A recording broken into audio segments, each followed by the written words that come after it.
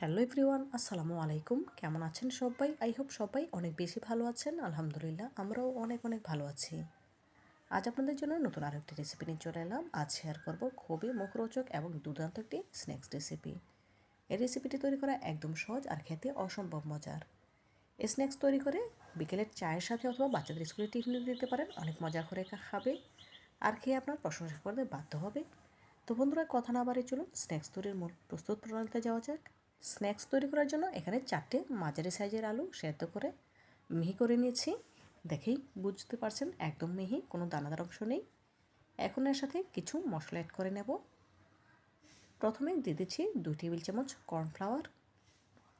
আপনাদের হাতের কাছে কর্নফ্লাওয়ার না থাকলে সেক্ষেত্রে 2 টেবিল চামচ চাউলের গুঁড়ো দিতে পারেন। দিয়ে দিলাম 1 টেবিল চামচ চিলি ফ্লেক্স, স্বাদ মতো লবণ, 1 টেবিল চামচ ম্যাজিক মশলা বা ম্যাগি মশলা, কিছু ধনেপাতা কুচি, একটি সেদ্ধ ডিম গ্রেটারের সাহায্যে গ্রেট করে দেব। এভাবে করে গ্রেট করে দিলে ডিমের কোনো দানাদার অংশ থাকবে না। দেখুন সম্পূর্ণ ডিম খুব ভালোভাবে গ্রেট করে নিয়েছি। এখন স্প্যাচুলার সাহায্যে খুব ভালোভাবে সবগুলো উপকরণ একসাথে মেখে নেব।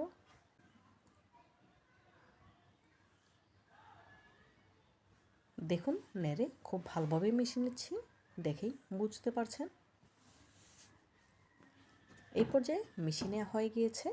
এখন আলুর মিশ্রণটাকে চপিং বোর্ডের উপর নিয়ে একটু লম্বাটে করে নেব।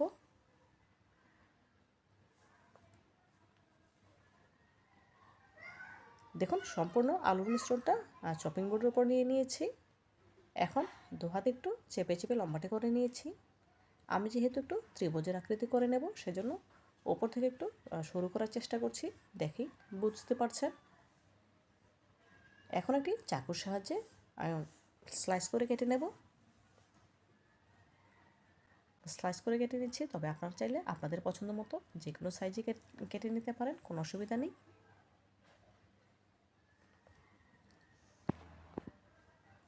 দেখুন একটি আপনাদের তৈরি করে দেখাচ্ছি। দেখুন দু হাতে খুব ভালোভাবে ত্রিভুজের আকৃতি দিয়ে নিচ্ছি।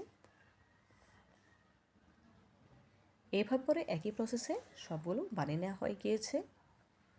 এখন এগুলো কোট করার জন্য এখানে একটি বাটিতে নিয়েছি 1/3 কাপ ময়দা, 1/3 কাপ চাউলের গুঁড়া, স্বাদ মতো লবণ, সামান্য পানি দিয়ে পাতলা ব্যাটার তৈরি করে নেব। একসাথে বেশি পানি দেওয়া যাবে না, অল্প অল্প পানি দিয়ে ব্যাটার তৈরি করে নিতে হবে। মিশিয়ে নেওয়া হয়ে গিয়েছে। এদিকে কিছু বারমিচিরি সেমাই বা লম্বা সেমাই গুঁড়ো করে নিয়েছি, দেখেই বুঝতে পারছেন। এখন ময়দার ব্যাটারে চুবিয়ে বারমিচিলি সেমাইতে কোট করে নেব।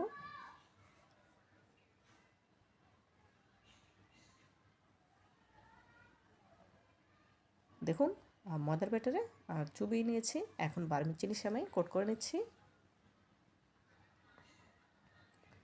এভাবে করে সেমাইতে কোট করে নিলে দেখতে অনেক বেশি আকর্ষণীয় এবং লোভনীয় হয়। দেখুন একটি কোট করে নেওয়া হয়ে গিয়েছে। এভাবে করে একই প্রসেসে সবগুলো নাস্তা এভাবে সেমাইতে কোট করে নেব।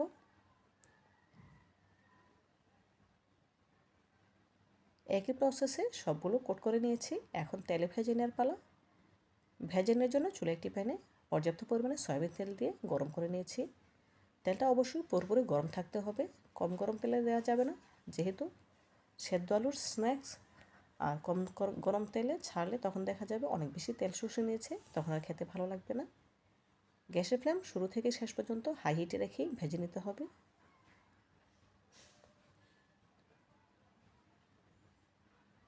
দেখুন স্ন্যাক্সগুলো উল্টে নিচ্ছি।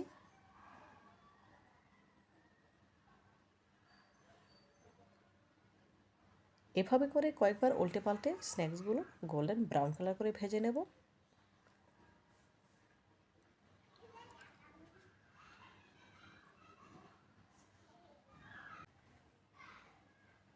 দেখুন কয়েকবার উল্টে পাল্টে নেওয়ার পর এই পর্যায়ে স্ন্যাক্সগুলো গোল্ডেন ব্রাউন কালার করে ভাজা হয়ে গিয়েছে, দেখেই বুঝতে পারছেন।